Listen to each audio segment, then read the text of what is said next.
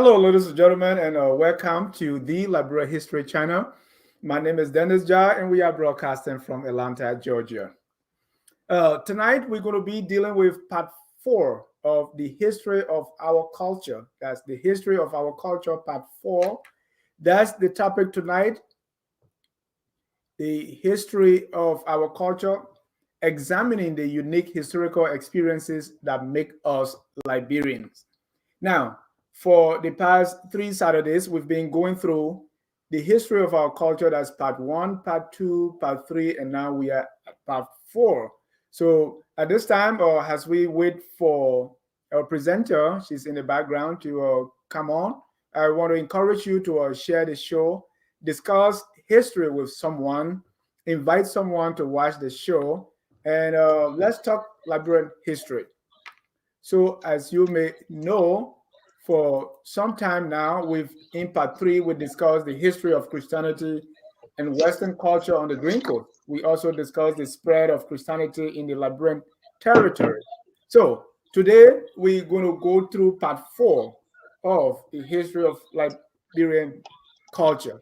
And if you are already watching, I want you to put in the comment section what really you like about this topic, the history of our culture, what sticks out to you, what you want to comment on, and based on the 3 parts that we've discussed already, what do you remember?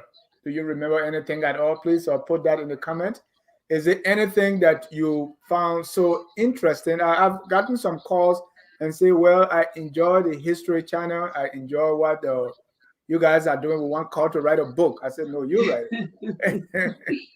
So if you're watching already, and let me see you comment, how you feel about the Liberia History Channel, and specifically how you feel about this topic, the history of Liberian culture, the history of our culture. Call, welcome. Thank you, Dennis. It's always my pleasure to be here. All right. We want to welcome all our viewers from across the globe. This is the Liberia History Channel right here on Focus on Liberia. This is where we discuss everything. Someone told me Focus on Liberia is like going to a restaurant with a long menu. Almost right. It's something for everybody. You like history? Join us Saturday at 8 o'clock. You like healthcare? Join us Tuesday at 7. You want politics? Join us every Thursday at 7:30. You want business, economics, and finance? Join us every Saturday at 3 p.m. You want religion, Bible stuff? Join us every other Sunday at 6. Politics, Sunday at 4, and on and on and on and on. Call again, welcome. It's always my pleasure, Dennis. Thank you. And Call, what's the feedback you are getting, concerning what we are doing specifically with this topic now? What's your feedback? Oh boy, it's mixed reviews. Some people are very disturbed that I'm shattering their paradigm of what they think the country is. I think, and it's an unpleasant thing to unlearn and relearn things. But I also think I'm getting a lot of very positive feedback. People are getting excited and doing their own research, asking me, for primary source documents that are digitized, and people are going to their libraries. Those people that live in the States here and in Europe are accessing library archives about Liberia, digging up stuff too. So there's a lot of excitement around it. So I'm happy. I'm really happy that was the goal, is to just get people to start rethinking, and then also not just rethinking, but thinking for themselves and researching for themselves. And then, drawing the logical conclusions that you would draw if you look at the records yourself. So I love to share this. This has been my passion my whole life, and I hope that I can inspire some young people to maybe major in history. And do a doctoral thesis specific to Liberian context. That would be wonderful. And also, inspire people to maybe rethink our curriculum. Yeah. So that's what we're doing this. And Carl has we get a feedback sometimes, we talk, and one of the questions I get, where is she getting her material from? And you always talk about primary sources. So And you tell me also that these things have always been there, but for some reason, Exactly. right? For some reason, the call say, "Oh, look, I'm not going under some rock to dig this thing up." They are Right. I'm not an called archaeologist. I'm just so-called just let privilege go over. If somebody, this kind of thing. Where can people find them, and where you finding them from, and how do you point people to research these things themselves? Because a lot of us learn a lot of things. Sometimes I don't remember where I learned it from, but I know it. And like right. just a week ago, Well, you talked about mm, tape, mm, yeah, you know, most of this stuff and is. mhm, Go ahead. and is and you said shadow the paradigm. Yes, I'm one of those. I'll give you a typical example. Ship Elizabeth Yeah. did not take ex-slaves to Liberia. A lot of us think Ship Elizabeth went to Liberia with some of the ex-slaves. Right. And Elizabeth, the ship Elizabeth never went to Liberia. It never Yeah, went to what is now Liberia. It went to Sherbrooke. It didn't go to Providence Island specifically. What they usually say is it went to Providence Island, and they have a replica of ship Elizabeth at Providence Island. They never went there. And most of the people who were on board the Elizabeth were not ex-slaves or former slaves, or they were mostly recaptured Africans, and mhm, everyone on the Elizabeth was born free. There was not a single person on the Elizabeth who was born into slavery. Recaptured Africans are people who were illegally taken from the continent of Africa into transatlantic slavery, but did not actually end up being enslaved when they arrived in America. They were relieved or released or liberated from the slave ships. There was a tribunal, and some of those persons voluntarily returned to Liberia with missionaries, such as Daniel Cooker and others who were also born free. right. And Carl, that's the thing, right? Because I don't know where I learned it from, but I just remember someone telling me the ship went to Liberia. So there are a lot of these things that we are kind of unlearning now, Yeah, and and I don't honestly, I don't Dennis, know it's why. not written in any of our Liberian textbooks that I've reviewed, because when I started doing this and people kept saying, "Oh no, this is what is in our history books," and I'm like, I looked at Dr. Guanu's work, I looked at lots of stuff on Liberia, and not anything that I've seen published says that the ship Elizabeth landed in Liberia. It's something that's just in people's mouths, but it Mhm. wasn't actually taught that. Maybe teachers sat in school and said it to children, but it wasn't actually written in the Yeah. books that they were supposed to be reading and going off Mhm. of.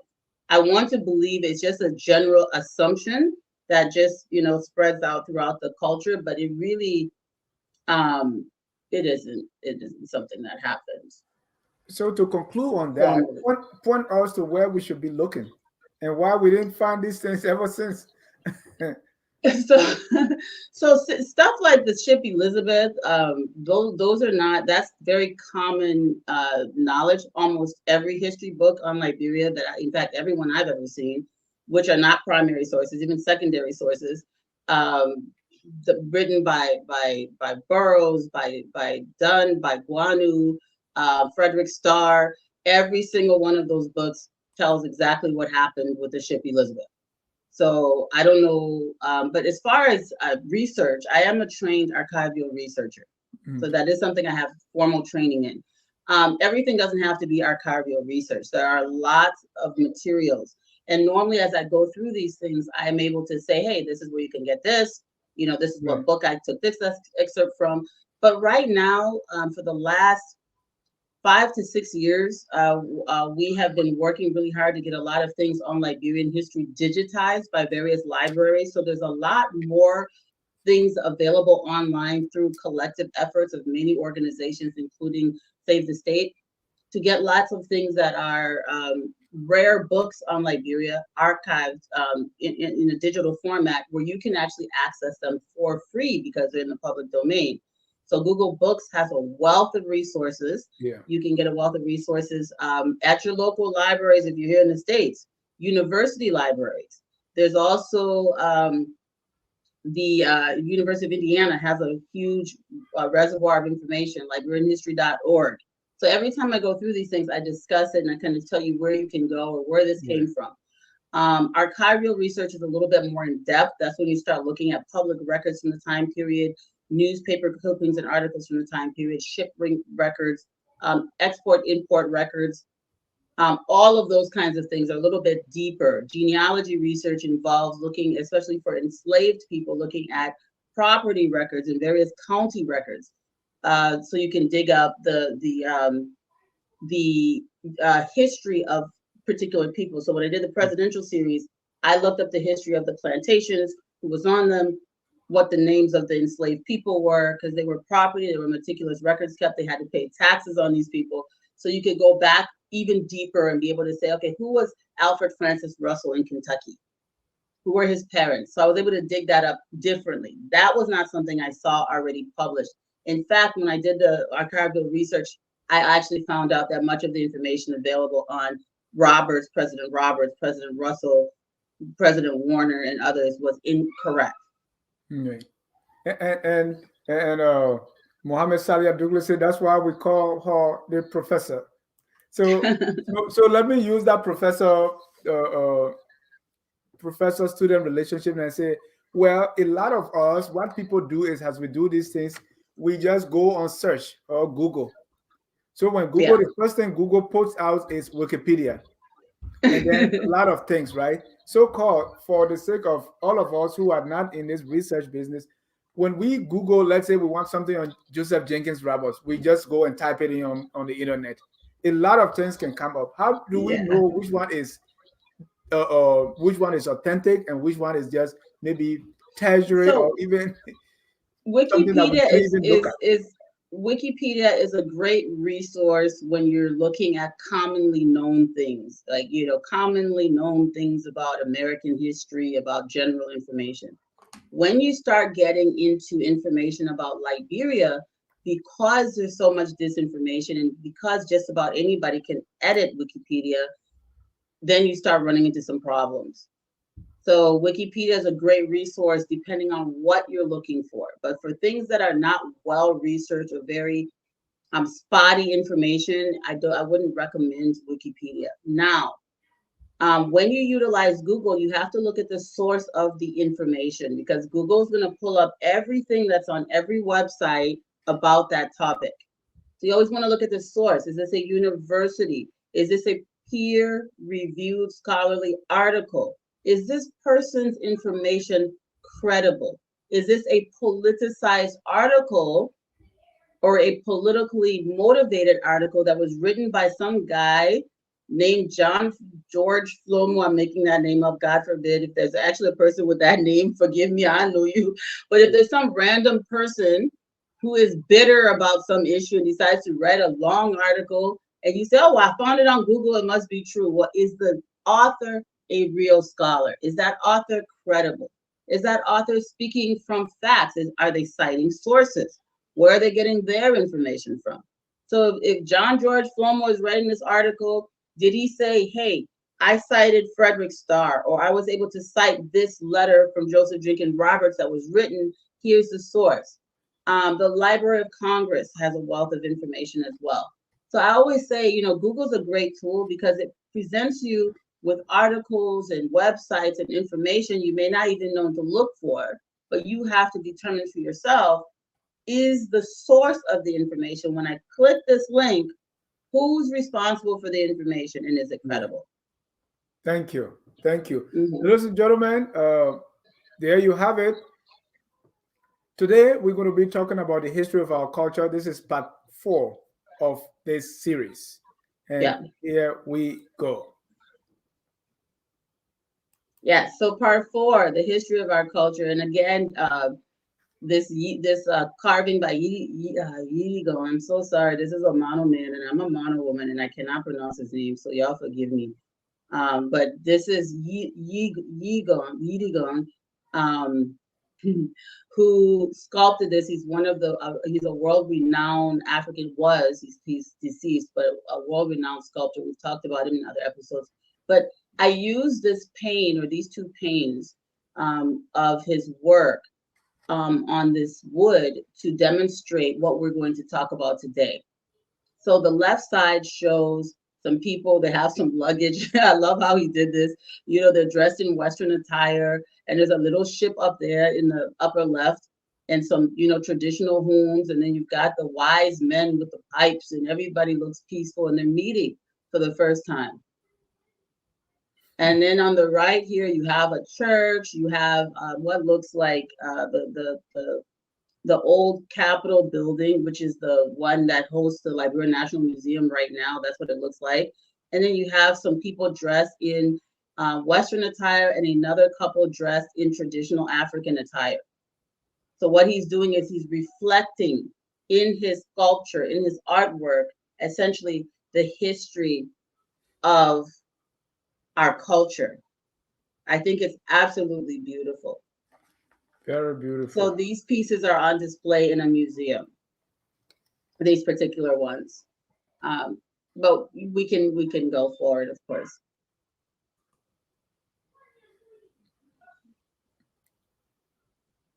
So this is telling us that in part 3, meaning our Yeah, so previous in part episode. 3, yeah, we discussed the history of Christianity, of Western culture on the Grain Coast, and the influence of Western culture. We also discussed the spread of Christianity in the Liberian territory, meaning in beyond the coast. We spent a lot of time, and this is a photo of a gentleman in a town called Wozi in present-day Lofa, and you can see him there holding, very European figures depicting, looks like Christ lecturing to people, and they depict Christ as a Western European, and they depict those listening to him as also Western Europeans. And this is the image, of course, that was taken to the people in the hinterland, and they were not told that these are artist depictions. They were told that these were actual images, and this was actually how Christ looked, So it was problematic, and we went into really good depth about that and how that shaped our understanding of Christianity as a culture. So go back and watch part 3. Please do. Now, today we are going to talk about the influence of culture on our language, the way we speak English. We're going to talk about the influence of this culture also on the food we eat and many other things that we do. Yeah. This is a image from the website called Voyages. It is an online database of the transatlantic slave trade. And this particular slide is depicting the slave ships that left from, and there's more than this, but this is just showing the ones that went to these particular countries. More ships than this and more people than this left from the current boundaries of the Liberian coast. The current boundaries of the Liberian coast during the transatlantic slave trade. And these numbers represent only those that were documented. So this is not, of course, reflecting things that weren't documented. So these were enslaved people who were taken from the boundaries of what is now considered Liberia and taken to these various points. So we have a total of 4,960 people. You can go ahead and read through this, Dennis. Right. From Antigua, which is this is interesting, and I'm glad you called that, right, because we can say Antigua, but it's Antigua. Antigua. Antigua. So what I want to point out, Dennis, this is not all of the enslaved people that were taken from Liberia, and it's not even all the documented ones. I just really wanted to focus on this because we have immigrants in Liberia from many of these places. Right. So from Antigua, 4,960 entered that ship. Those who got out, 4,272. We got 5.7 from Barbados. To Barbados, 5.029. Let me point this out. So these were the slaves. These were the ethnically Liberian people who were enslaved at places like Cape Mesurado, Grand Cape Mount, Trade Town, the Kavala River. All of these port areas had slave barracoons, and so when those ships would purchase human beings from the local chiefs, This, for example, over a period of years, the total number purchased that were taken to Antigua, or destined to Antigua, was 4,960. Many of them perished in the voyage, so 4,272 actually disembarked in Antigua alive. And many of those people who disembarked in Antigua alive have descendants who are Antiguan today. Same thing. And I'm going to focus on Barbados. I don't want to bore everyone and read everything, but Barbados is important because we have a migration of people from Barbados back to Liberia that happens. So I want to show that ethnic Liberians in the number of 5,782. When I say ethnic Liberians, I'm talking about Bassa people, I'm talking about Vai people, I'm talking about Glable people, Dam people, Mon people, Loma people, Kisi people, people who are present in Liberia today were enslaved in the number of 5,782, specifically destined to go to Barbados. And of that 5,782, 5,029 of them survived and disembarked those slave ships alive in Barbados. And many of those people from Barbados originated among us in Liberia. So it's not just that people from Barbados later go to Liberia and they were from other parts of Africa, which is also true. But some of them were also from what is now Liberia and would have been part of the indigenous people. The same thing happened to the Danish West Indies, much smaller number, 257 versus 227. But the Dominica and the Dutch Caribbean, Dominica had a huge number, almost as large as Barbados, or a little bit larger alive in Barbados. 5,870, 5,099 arrived in Dominica alive from what is now Liberia. The Dutch Caribbean, Grenada had a huge number, almost, in fact, over 9,000, but only 8,077 made it alive to Grenada. Their descendants are still alive today. And you go to Guadeloupe, one of the biggest numbers that left our shores was to Martinique. You've got St. Kitts with 4,390 of our people and 3,741. So of this particular portion, we are looking at all of the countries, but so the United States is there as well. As you see, you've got up in the map, even though the numbers are not listed in this chart, you also had people going to Savannah and the Georgia seacoast here in Savannah, and then up in South Carolina, Charleston. So you had a huge number of people. The largest would be Antigua and St. Kitts. And then followed by, the largest would be Grenada, and then followed by Dominica, and then Antigua, St. Kitts, Barbados. Barbados is what is Barbados here? Barbados would be the second largest number, or the third largest number, almost exactly like Dominica. So that's a lot of human beings. I just wanted to point this out. We're going to focus today on Barbados and the state of Mississippi because we can't go over everything. But I just wanted to show the linkage. So there's a disembarkment. They take people from here and then some of them return. So when we talk about repatriation, we're not just saying it in our mouth. They documented where a lot of these people came from. When we talk about repatriation, we're not just talking about it in our mouths. And Carl, I know you said, I just want to point this out. This is not just. What you've just said is huge. And I'm going to use myself as, not that I'm the smartest or the average smartest, but sure you are, Dennis. I'm saying this is something that a lot of us do not know. That actually people came from Liberia, or what is today known as Liberia, that people came from there to these areas.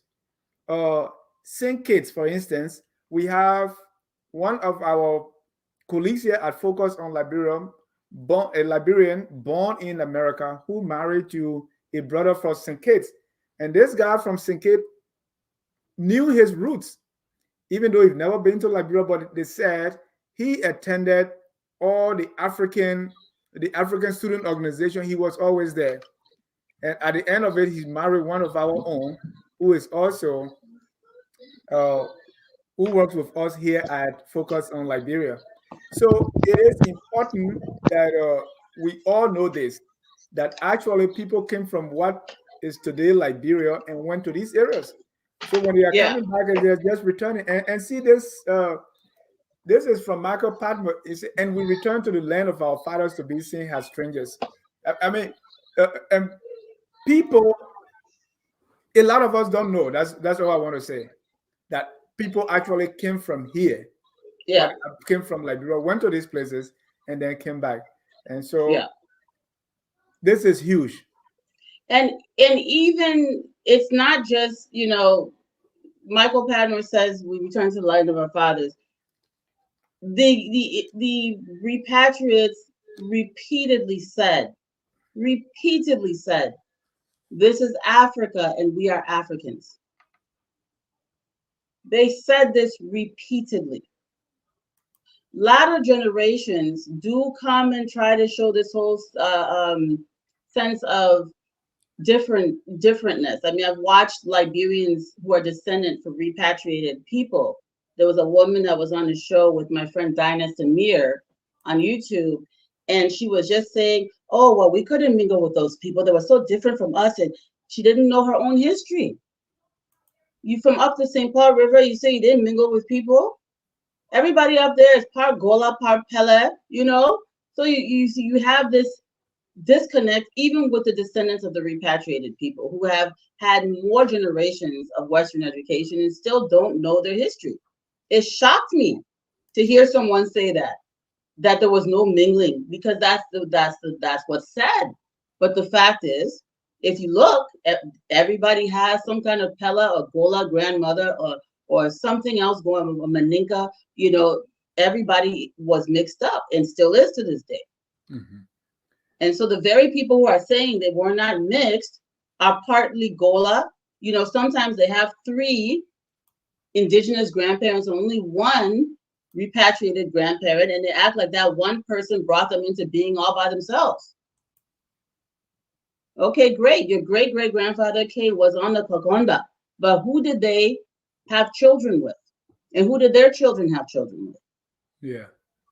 So it is not just the descendants of the people who consider themselves indigenous who are confused, because everybody went in to the same schools and had the same teachers. So the confusion is universal in Liberia. Hmm. There's not one confused group and then somebody else has all the knowledge. Everyone has the same information and they just accept it and they spread it. Another thing that we really didn't drill into or didn't know much is that every time we talk about slavery, we were Hmm. thinking that most of these people came to America. I mean, the way you lay it out here is not really how yes, we knew, bits and pieces here and there, but most of us thought that from Africa to America, and that was it. Yeah, the greatest number, there's two places that really received a large number of people from what is now Liberia. Cuba is one of those places. Cuba had a huge number of people who would have been related to modern Liberians, in the late 1700s, early 1800s. Many of them because of Pedro Blanco, who ran the huge slave factory at Galinas. Galinas supplied slaves to sugar plantations in Cuba. And a huge number of people that are ethnically Liberian were taken to Cuba and also to Bahia in Brazil Hmm. and many of these other places, of course. But we didn't have a huge repatriation movement from Cuba. I did this to demonstrate, because again, today we're focusing on Barbados repatriation and Mississippi repatriation.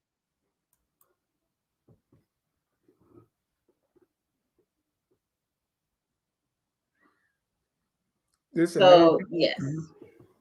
Mhm. Go ahead. Yeah, so I'm going to just show in 1820 census, how many enslaved people were in the United States based on the 1820 census. So we're going to just rattle through these. Connecticut, you can go ahead, Dennis. Yeah. So these were slaves In 1820 per in state. America. In each state in the United States, because I just want to give people an idea of how many people were enslaved in the United States in the year 1820. And I'm using 1820 as a marker because 1820 is also the year that Elizabeth went to Sherbrooke. So not Providence Island. Yeah, and Sam Jabase, he was actually told. Sam Jabase, I was actually told that the Elizabeth vessel landed in Liberia with slaves. Yeah, and so this is the learning things from people's mouths and not what's written down, right? Yeah. So he said he was told. He didn't say he read. Very important. Right. I asked him who told him, and I'm waiting.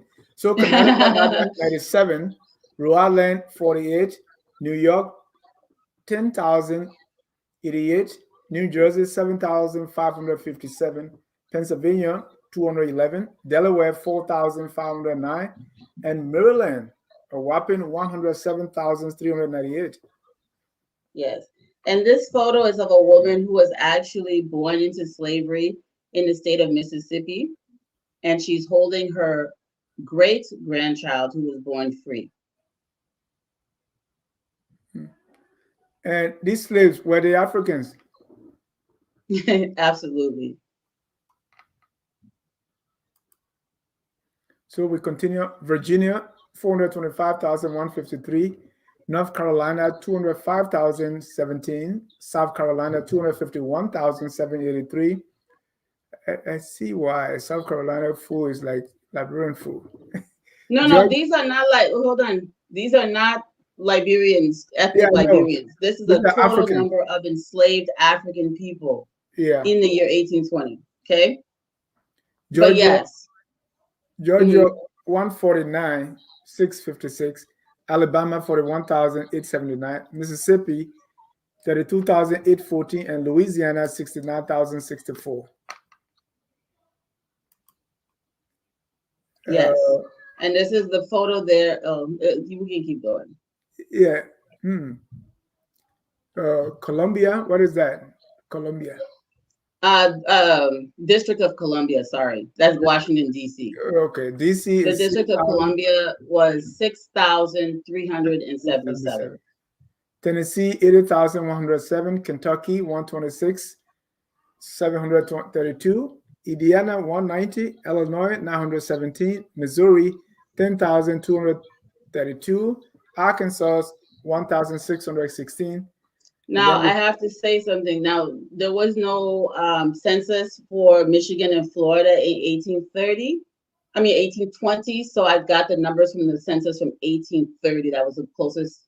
So for 1830, Michigan had 27 and Florida had 15,500 enslaved people.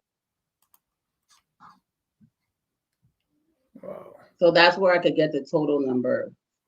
And you have to remember also, people will say, oh, but what about Texas? What about, those places were not really part of the United States yet. They had not conquered those areas. So Texas, these places were not slave-holding states because this is the year 1820. So we haven't had this whole conquest for the West. They haven't conquered California yet.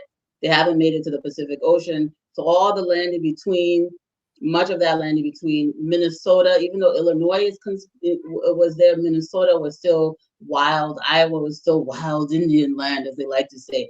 It was still basically sovereign Native American territory. So that's why you don't see Minnesota, Iowa, North and South Dakota, and Utah, and all those places on here. And where does the picture come from? So this is a photo, again, of Mississippi, enslaved people in the state of Mississippi. All of the photos that I've shown so far from people who, not necessarily these people, but people from these places who were repatriated, we'll talk about here shortly. So we're talking about repatriation from Mississippi today and Barbados. I just took 2 random samples from the Caribbean and then talking about these people from Mississippi, because in many episodes of the History Channel, we focus on all of these freedmen that came from places like Maryland and Virginia, because we're talking about presidents. We're talking about this elite, educated class that came from the Northeast that helped to establish the state, right? We haven't really focused on plantation slaves that were mostly illiterate. Yeah. And mostly laborers in the field. The History Channel has mostly been focused on the educated, enlightened elites, merchants, and people like Edward James Roy, who was extremely wealthy in the United States when he repatriated to Liberia, among others, the McGills and so on. In this case today, we are going to focus on the workers, the people who were enslaved until they were liberated, and specifically liberated for the purpose of going to Liberia. Different narrative from the free Black people in the North who were born free or they were liberated early on, went to school and became theologists and missionaries. This is not the narrative today. So these are actual photographs of people who were enslaved shortly after emancipation. Most of these people were either born into slavery or their parents were.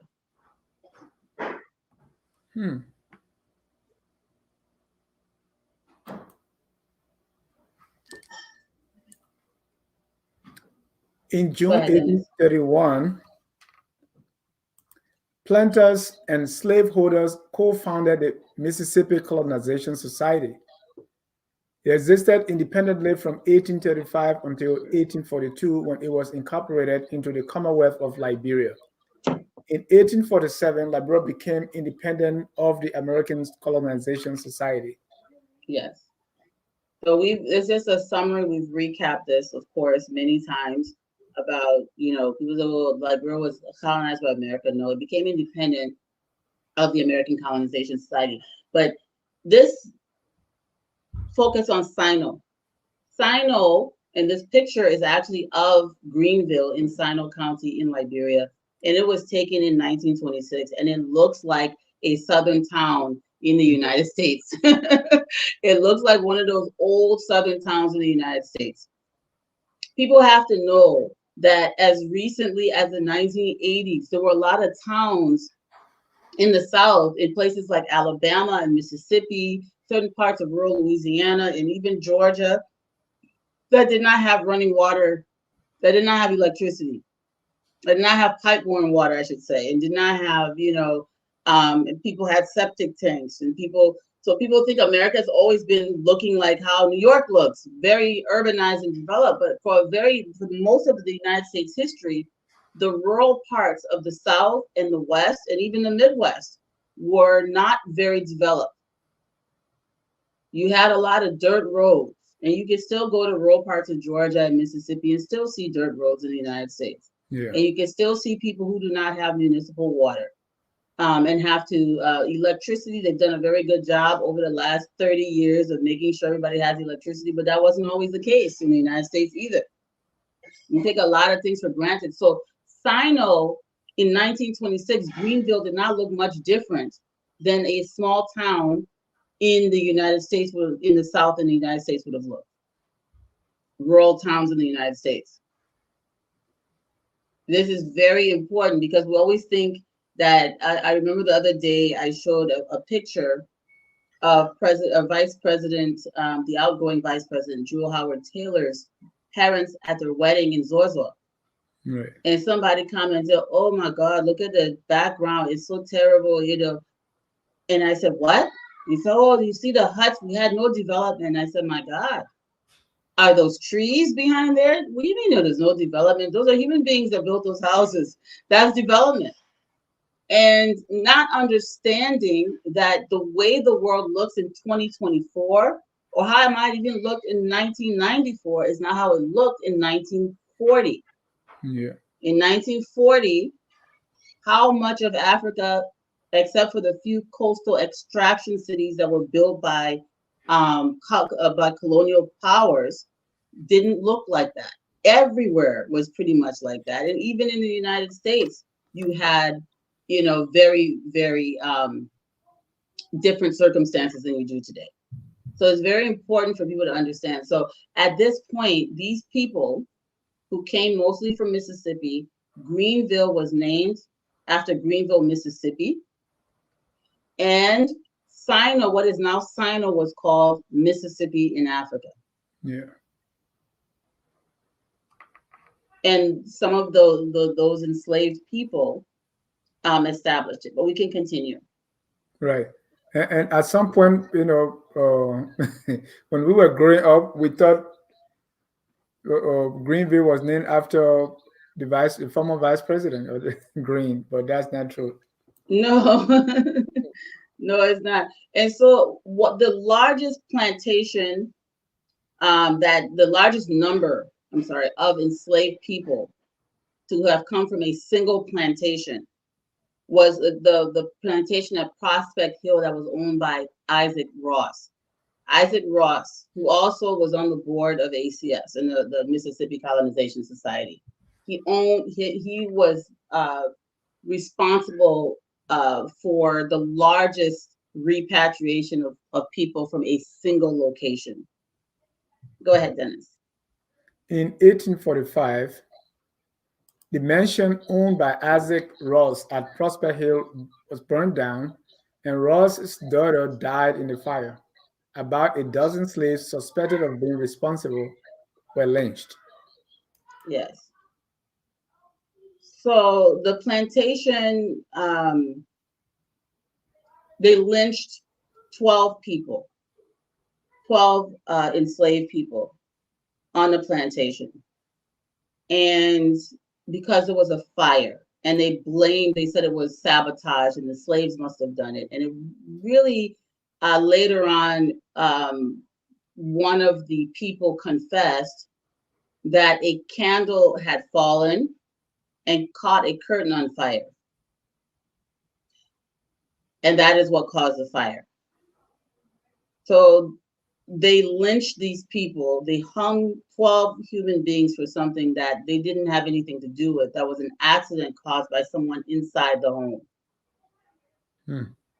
I don't know if that's the reason Isaac Ross felt guilty and decided to liberate his slaves.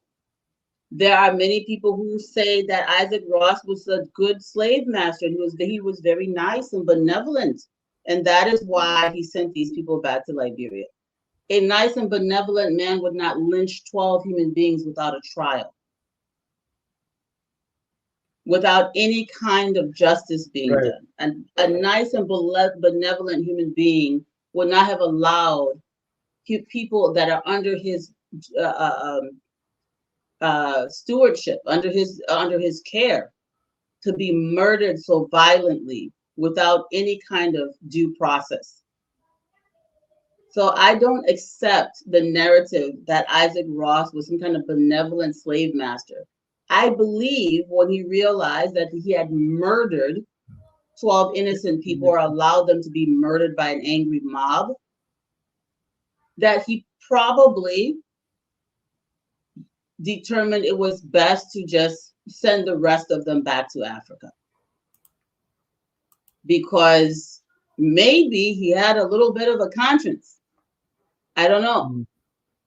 But I do not believe he was benevolent at all. I don't think he was a nice man. Nice people do not lynch people, don't subject people to this horrific death. And I have the nooses there because I didn't want to disturb anyone. Yeah. But we all know what lynchings are. But people who are benevolent don't do this to people without due process. The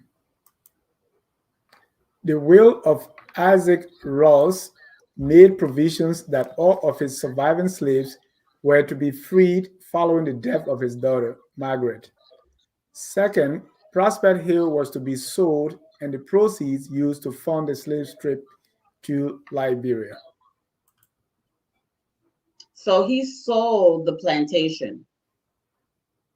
And this was another house that was on the plantation, probably for some other relative or maybe for some overseers who were overseeing, managing the plantation, probably the manager's quarters, because his mansion was huge, the one that burned down. And of course, it no longer exists, and we don't have a photo of it. But the surviving house on the property at Prospect Hill, this is an actual photograph of it. It's a smaller house, probably the plantation manager's quarters. And he sold the entire property. It was 5,000 acres, Prospect Hill. He sold it, and he paid for 300 enslaved people to be repatriated to Liberia, specifically to Sino, which was then called Mississippi in Africa. And there were people that went from other places, of course, but Prospect Hill had that is the single location with the most people that left from Mississippi. Other places might have sent like 10 or 12, but he sent 300. So the plantation was sold, and the 300 enslaved. Yeah, they were sent to Liberia, and they were some, they were sent to Liberia also with some belongings and some things that they could use to start up, some tools to start farming and all of these things. So, and then about 1,000 more were repatriated from elsewhere in Mississippi, and 309 from Louisiana. Yes, to specifically to Mississippi in Africa. Which is Sino. Yes.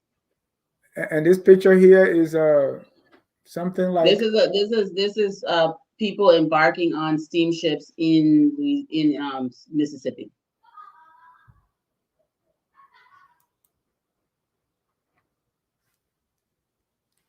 Now we're going to talk about Barbados.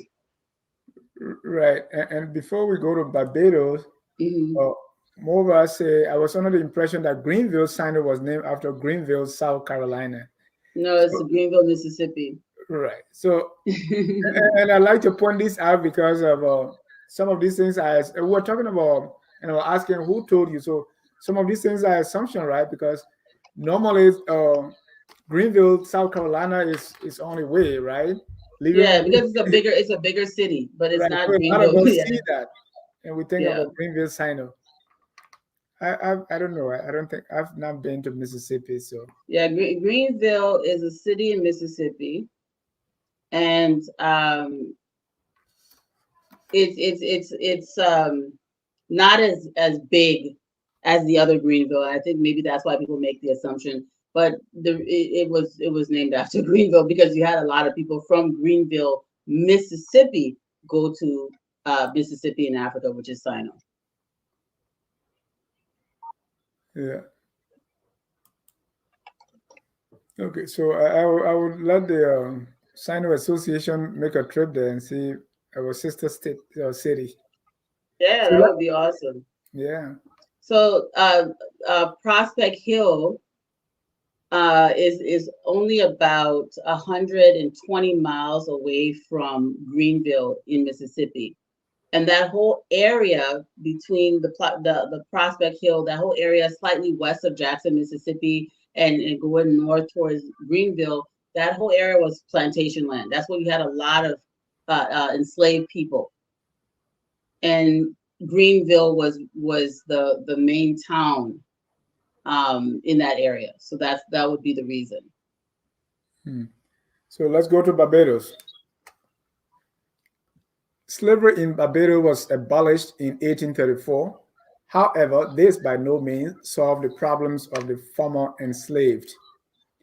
The Abolition Act was hastily written and contained many ill-defined clauses, making it open to exploitation. If you can read it, this is Sugar Plantation, Barbados, cotton, sugar canes to the mill. Yes. So many of the Caribbean, enslaved people in the Caribbean were working on sugarcane. They were sugarcane farmers.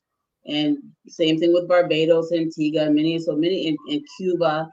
So many of our cousins, our forefathers, our great aunts and uncles were sold to these places to work on sugar plantations. And Barbados slavery was abolished on the island of Barbados, more than 30 years before it was abolished in the United States. So they were doing apprenticeships. If you want to learn more about Barbados, go back and watch the Arthur Barkley episode on the Liberian History Channel. But this is kind of like a general overview. We can move on.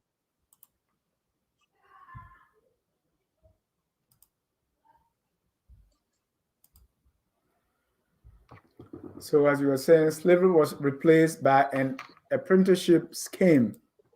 When apprenticeship scheme ended, many laborers celebrated and sang the folk song beginning, "Lick and lock up, done with." Hey, Carl, can Lick you and lock up, done with. It's done with. It's done. Lick and lock up, done with. It's finished.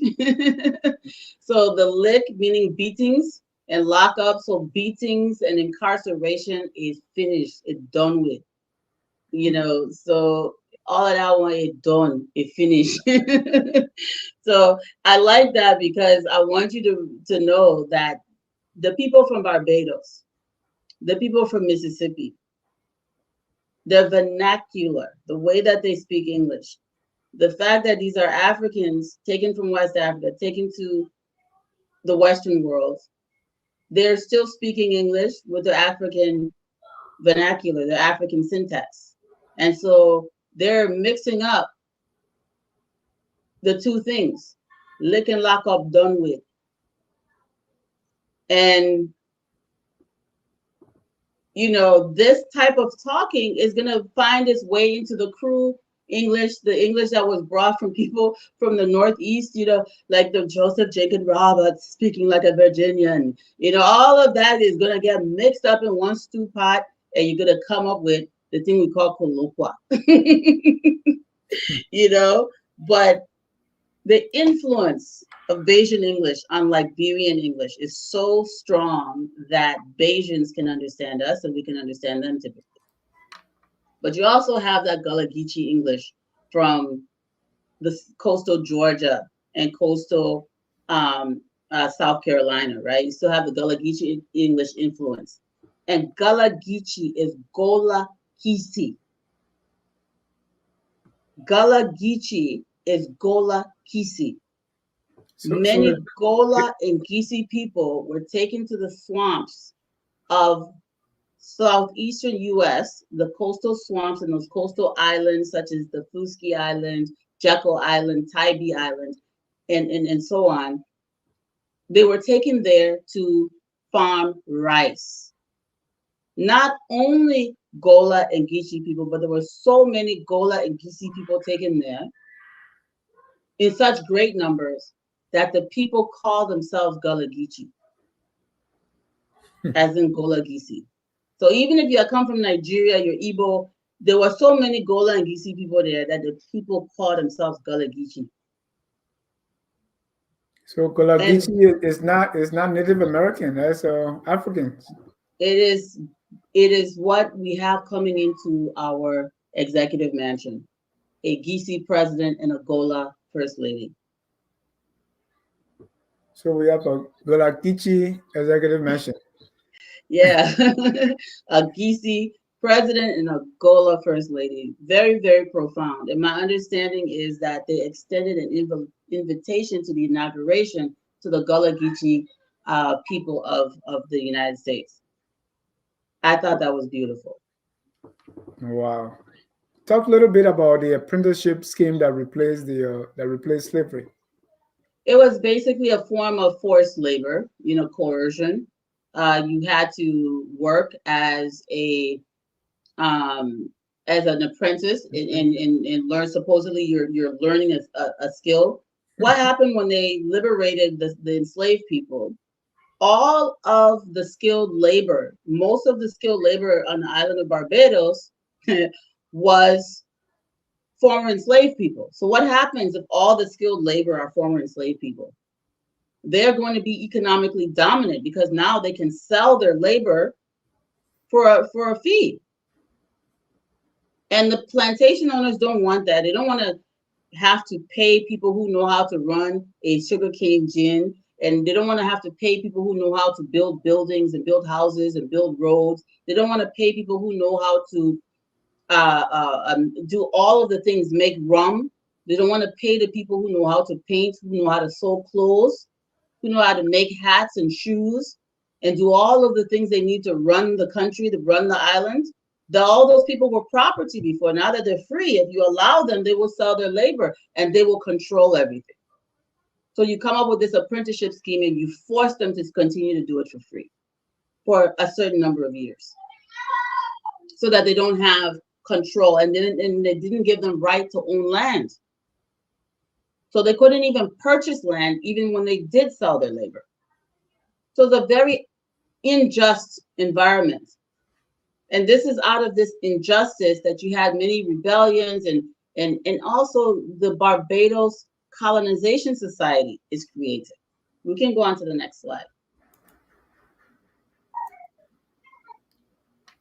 I don't know if you can see that. 16th May 1848. To His Excellency President Roberts, President of the Republic of Liberia, we, the Barbados Colonization Society, for assisting in the suppression of the slave trade and the introduction of civilization into Africa, feel happy in having this opportunity of presenting Your Excellency with an address wherein we heartily congratulate you on your safe arrival at Barbados, but more especially at a time when a large portion of our brethren, inhabitants of this island, have formed themselves into a society for the purpose of immigrating to the western coast of Africa, with intention of forming a settlement in the land of our fathers. Our forefathers, yeah. So I just ended it there because it just rattles on and on about the same thing. But essentially, the person who's writing this is the father of our former president, Arthur Barclay. And he was a Dahomean. He was a Dahomean. So Barclay's father was sold into slavery from what is now Dahomey, which is in Benin. And so that's why we always say Arthur Barclay, the Dahomean, right? Because he was from the Empire of Dahomey. And you have them forming their own selves together to go back home. This is not many generations removed from Africa. He's just one generation. Arthur Barclay is just one generation removed, like myself, right? I was born on U.S. soil, but I'm very Liberian. So this idea that these people were not Liberian is weird. I mean, African is weird. It's very strange to me. Were some people in the Western world for many generations? Of course. I mean, you had the 1619, on forward. But how many of those people that had been in the United States for 15, 12, 10, 15 generations repatriated? Many of the repatriates were just a few generations removed. And many of them were born in Africa, as we've talked about with the recaptured Africans in past episodes, especially episode 3 of this series. So you have people who know that they were born, or their parents were born on the continent, or their grandparents were born on the continent. Like in the case of Joseph Jenkins Roberts, in the case of Alfred Francis Russell, you have a grandparent who was born on the continent, and you're going home. And even Roberts, having an African-born grandparent, says, this is how we knew that Roberts was not a quadroon or whatever they used to call him, an octoroon, because his grandmother was born on the continent of Africa. So he could not have been an octoroon because she was a Black African enslaved person. So Roberts going to West Africa and saying, this is Africa and we are Africans, it's because he knew who he was. It's profound.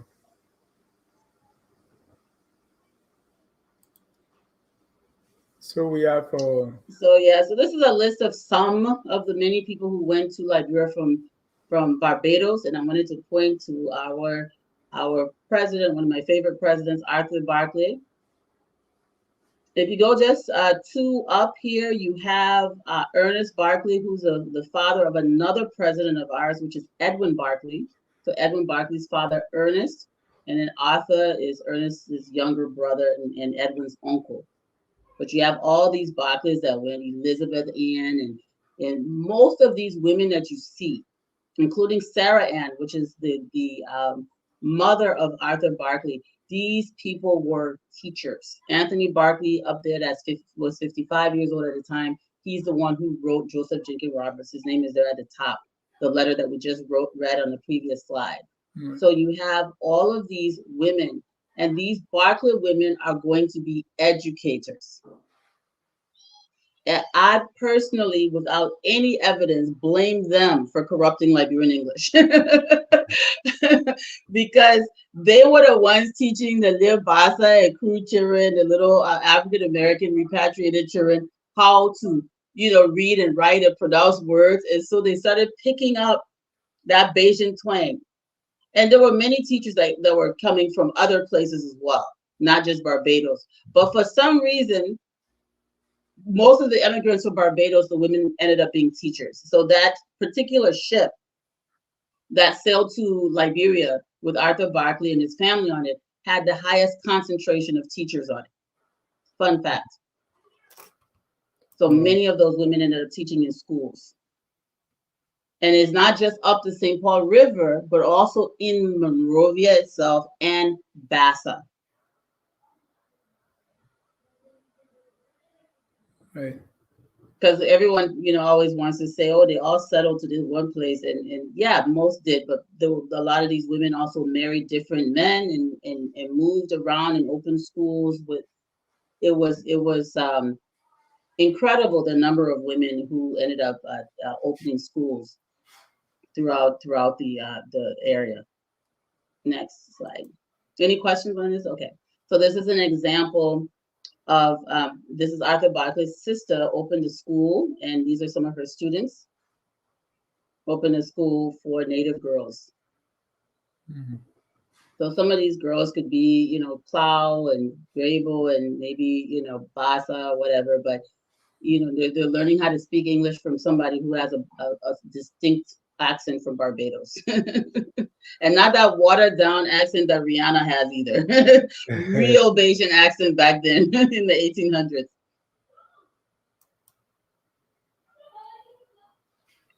1800s. So I love this. This is two images from around the same time, juxtaposed, next to one another. The top one is Monrovia Broad Street in 1947. And the second one is a main road in Bridgetown, Barbados in 1950. I just love the similarity in the design of the road, and then the trees in the center. I thought that was incredible. And so this is just showing, because in Barbados, who's designing the streets? It's those descendants of enslaved Africans. And the same thing, they come to Liberia, their descendants, and there's some influence, there's some similarity. Oh, we must put this down the center of the road. We must plant trees down the center of the road, separating the two, and it's a mirror reflection almost. 1947, Liberia, 1950, Bridgetown, Barbados. Interesting.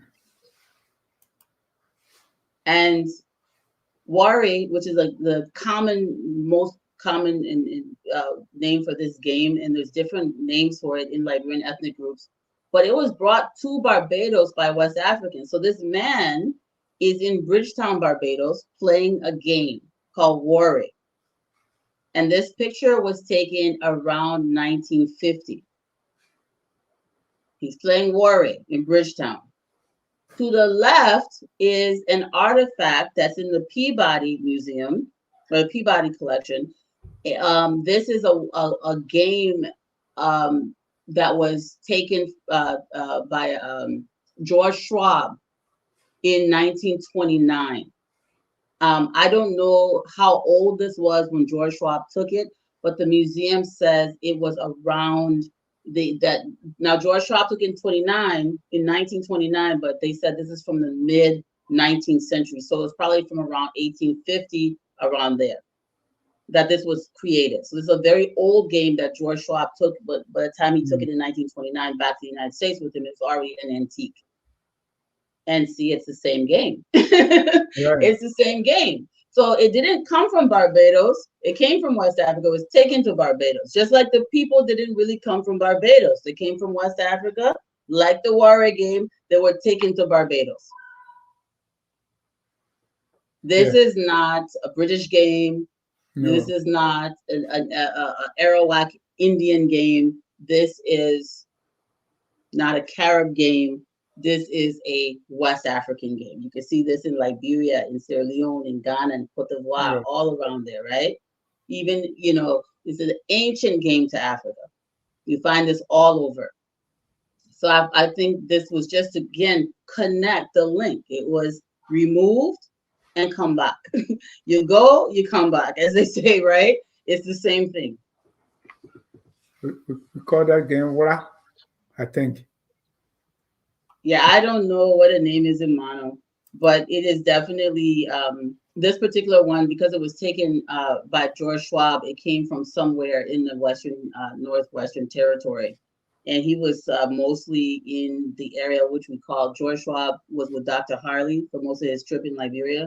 So that is what is modern day, what we call Ganta or Gompa City. That vicinity is where this antique game comes from. Right.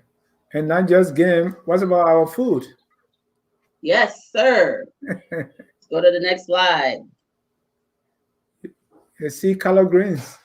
Yeah, so now this is one of these things where it's like, which came first, the chicken or the egg? Right? Yeah. Because we eat greens in West Africa.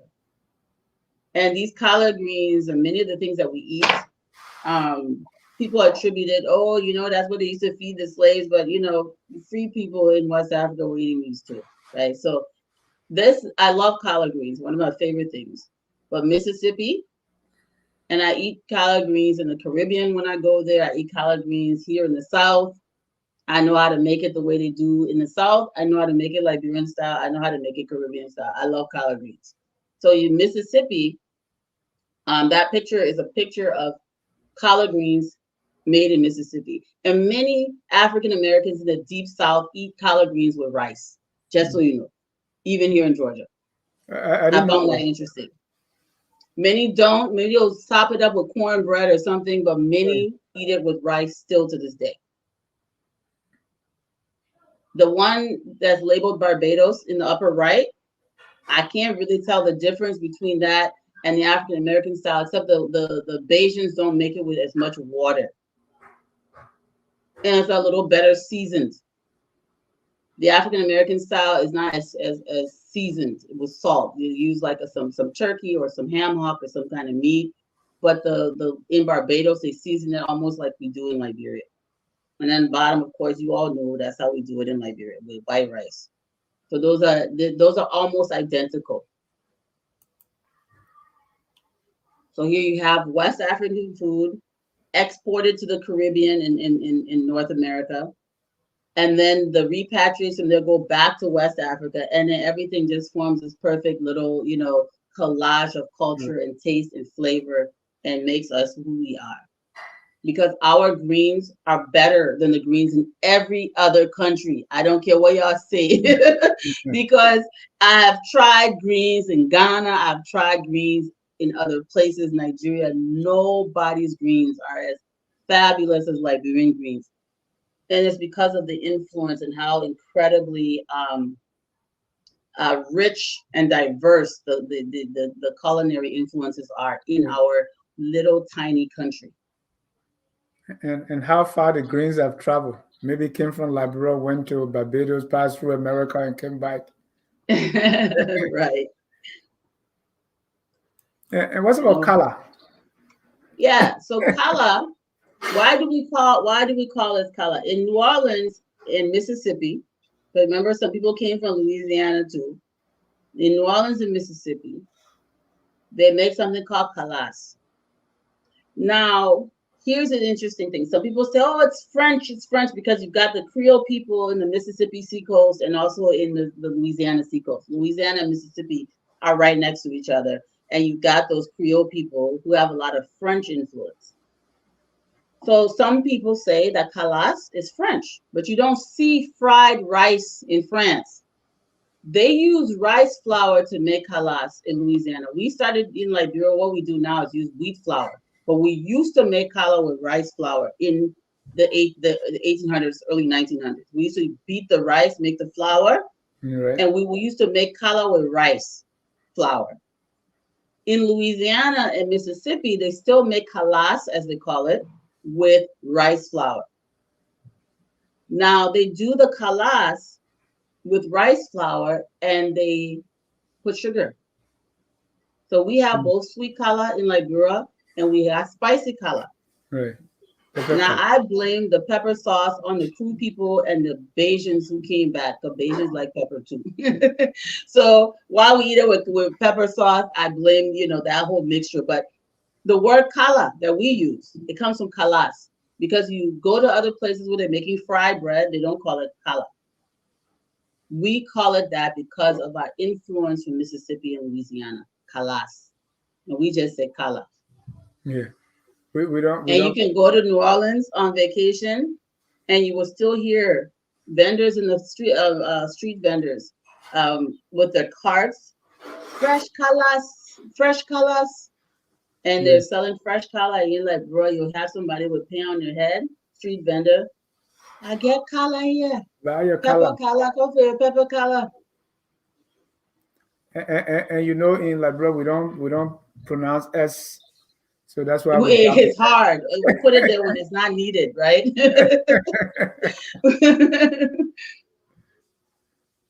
So we don't need that as its Yeah. color. So this cooking with rice flour is very important because the original way we make challah was with we would take the rice, beat that into a flour. Sometimes we would add some kind of ripe plantain or something to give it some extra flavor. Right. And stuff like that. But now challah is really just made with flour in Liberia. We no longer really use rice. It's very rare. I personally believe it is a West African dish originally and taken to New Orleans, even though they're saying it's French influence. And the reason is because of the rice. And also in the interior, they fry the rice flour in palm oil with a bit of ripe plantain. So they take the rice flour with ripe plantain and they fry it in palm oil, and they do that in the morning and give it to children. So I really believe it originated in West Africa. I don't have a way right now to be able to prove that though. Yeah. And not just color. I said not just color. It's also this one. Yeah. So we've got so much going on in Liberia culinary. So it's a pepper challah, right, which is an evolved version of the kalas. And then we've got rice bread, right? We got rice bread. Why are we using rice? Because we're on the rice coast. We're from the grain coast, right? And then you've got our red oil potato greens with rice, and of course the fish and the coconut candy. The coconut candy, you never have coconut candy until you taste Rafina Dunbar's coconut candy. One of the best things I've ever had. And so you got coconut candy. Where all this stuff coming from? It's a collage of cultures. It's a kaleidoscope of flavor and culture. And we have merged it together. It's not the property of one group of people. It's the property of all of us. Our contributions to this beautiful cuisine that we call Liberian food, our beautiful English vernacular that we call colloqua. It's amazing. But this Dennis jar has been, this is the history of our culture. This is part of the history of our culture. So thanks, I'm done with my presentation. Any questions or comments? Yeah, this makes me hungry. Yes. I mean, I don't know. I love Senegalese food. I've been to Nigeria, River State. They've got some really nice fish soup and stuff. But there's nothing like Liberian food. Ladies and gentlemen, we are discussing the history of our culture. If you want to join the conversation, please do join. Call 605-313-6004. The code is 791-403#. Call that number and then you can give us your comment, give us a feedback. You can ask questions. And you can say, sometimes you don't have anything to say, you can just call and say, thank you. Let me read some comments here. People, and as the discussion was going on, people were commenting. Yep. I read you, the brother who said, I thought this Greenville was the one in South Carolina. Yeah. Joseph So come we to got to say, clarify that sign out exactly. when we're showing the teachers from Barbados teaching, he said, so does this historical piece dislodge this idea that the settlers didn't allow the natives or indigenous Liberians to acquire formal education? I mean, yeah, not just that one piece, but we've got so many episodes about schools. In fact, if you watch part 3, it gets into more detail about how the schools were built and how people went to school. Especially some of the last people to be incorporated in education were in the interior regions. The coastal people invited access to education for a very long time, even before independence. But for those of us who are from places like Nimba and Lofa, it talks about how Western education went into those areas. So watch part 3. It gets into that in pretty good detail. I think part 2 and 3 do. Oh, at the beginning of the show, we're talking about the History Channel, and Hassan said, because of the show, I was able to learn about Elijah McLean and his Oh, contributions to the founding of our nation. wonderful. Sam Sabase was told that Elizabeth actually landed in Liberia. Sam, uh, as passive, make it active. Say, this person told me, let's know. uh, Yeah. Mentor telling, I don't know, is it in a museum where, I don't know what, maybe the painting from, Oh, when I was talking about yeah, it's the Peabody Museum. So we've got stuff in Boston, New York, um, right here in Georgia. Uh, there's most museums across the country, major museums have exhibitions with Liberian artifacts because our country was looted. And many of the artifacts were sacred to the people they were looted from. So for my particular ancestors in the Ganta area where you had Dr. Harley, I'm sorry, he was not a theologist, the man who started Ganta Methodist, contrary to popular belief. He was an anthropologist. So Dr. Harley took a lot of sacred artifacts that were ancient. So it wasn't even just the artwork that was made in the 1920s, 30s, 40s when he was there. He took things that were already antique and ancient and took those and sold them. So one of the benefits, and when these people would open these schools in Liberia, the government would allow them to involve themselves in agriculture, business, logging, and then also they looted artifacts and made a lot of money off of those items, and were able to also allow to conduct research. Um, it's a long story. We might do another episode about it. So yes, Miata, our artifacts are in museums in Europe and the United States, more than what we have in our national museum in Liberia, far yeah. more. Thomas Though we do Awaji, have a national museum, you all should visit. $10 for people to have it. If you don't have it, it's free for Liberians. If you're a Liberian and you don't have the $10 to pay, you don't have to pay. But if you have the resources to support the museum, pay the $10 and go. yeah. Thomas Awaji say interesting history, rich, interesting history. Sam Saba said this woman is well knowledgeable. I really like her in-depth knowledge of history and many other things, especially when she talked about transportation constraint and benefits in Well, Liberia. Tina, I actually know, right? It's the transportation. Thank you, Sam. And Michael Patton was, said, "Hey, we were here before when I came back." So Sam too Yeah. visited Bahamas, and see, I really thought they were, that they were Liberians. Many things is similar when he went to Bahamas. Yeah, and when I went to Antigua, I lived in Antigua for a while. That's why I know it's Antigua and not Antigua. You said I did look at you funny, but I lived in Antigua for a while when I was young, and nobody knew I wasn't Antiguan until I started talking. Nobody knew, so I had to open my mouth before they knew I wasn't from there. Thomas Awaji also, we are so interrelated. Could that be why so many of us don't know who we are and where we come from? I don't think, Thomas, that's such a. The reason we don't know who we are and where we come from isn't because we're interrelated, because we don't even know we're interrelated. We don't know who we are and where we come from because they don't teach us anything about ourselves. Hmm. So we have to change that so our children can learn things that we didn't learn, and they don't have to go off on an obsessive tangent and study study their own past and put stuff together. Right. Because we're told how much we are different and not how much we are the same. Yeah, That's the difference. yeah. Thomas is busy here. There's a slave fortress in New Bedford, Massachusetts. What were the numbers there? Uh, Thomas, you gotta that one you gotta pay consultation fee. No, I'm kidding.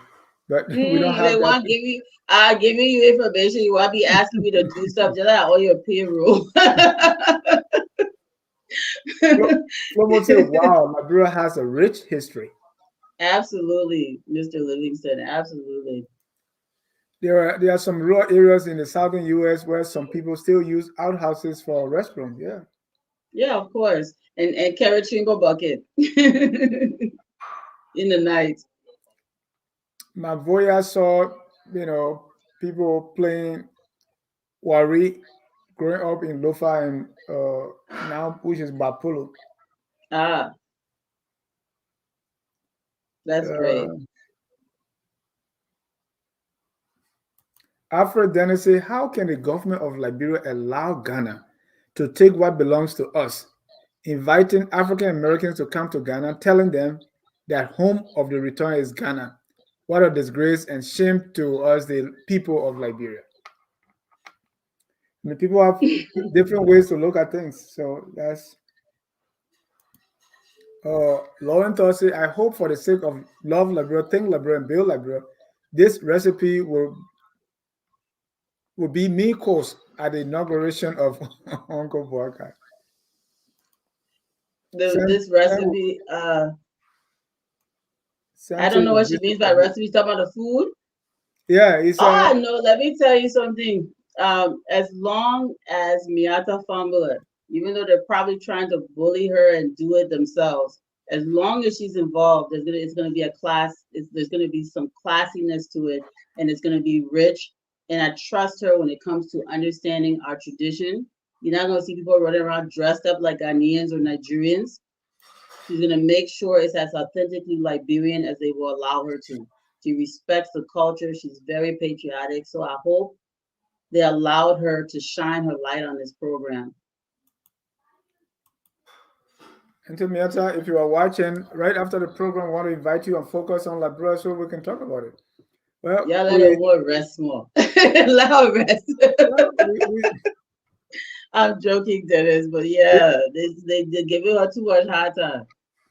well, I've always said, this kind of program is really for cultural experts and diplomatic professionals, professional protocol people. Those are the people that are supposed to be running this, not the battle cry people, not the people. No, this is supposed to be a cultural exhibition for dignitaries and for our people to see a spectacle of our greatness and our grandeur. And if you're not an expert in the in protocol, if you're not an expert in culture, you shouldn't be on the front on the sitting at the table really making a lot of these decisions. mm, And we sometimes we don't know our place as Liberians. We think we can do everything, and you don't have the understanding, you don't have the background.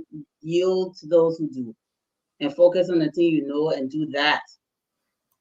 That's my advice to a lot of us. We always think we can do everything. thank you. Well, those are the comments. Let's wrap it up. Yes. So thank Oh, you very much. This pretty much concludes this 4-part series, The History of Our Culture. In fact, the whole Liberian History Channel is about the history of our culture and our country. But I wanted to be specific to cultural things that we do. And that was what this was about, talking about influences. I handpicked certain things. We talked about the indigenous groups. We talked about writing systems. We talked about religion. We talked about Islam, Christianity, and traditional religion. We also are going to next week focus on the ethnic groups of the North and Central territories of Liberia. Ethnic groups of the North and Central territory of Liberia and their cultural practices. And that's Lofa Nimba Bong. North and Central, you're going to be looking at, what is divided, because it used to all be one place, right? So it's divided now into Grand Jide, Nimba, Lofa, and Bong. And Northern Bassa, really, right? So that's it. All right. People don't realize that Lofa, Nimba, Bong, Grand Jide used to all be the same place. We are more alike than unalike. Yeah. Well, thank you. Let me.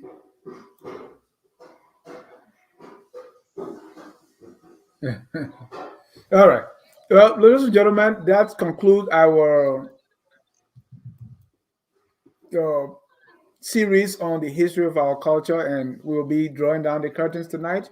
Thank you for watching, and always watch Focus on Liberia, where we educate, we elevate, and promote all things Liberia. Monday is inauguration, and I hope my district get under 5,000 so we can go and celebrate. And someone said the US is 16 counties, so we want our own money. Yeah. All right. On that note, we want to close with our song that says, "We are all Liberians." Have a good night and God bless you. Good night, everyone. Thank you for watching. We are Liberians. Liberia is our home. Liberian people.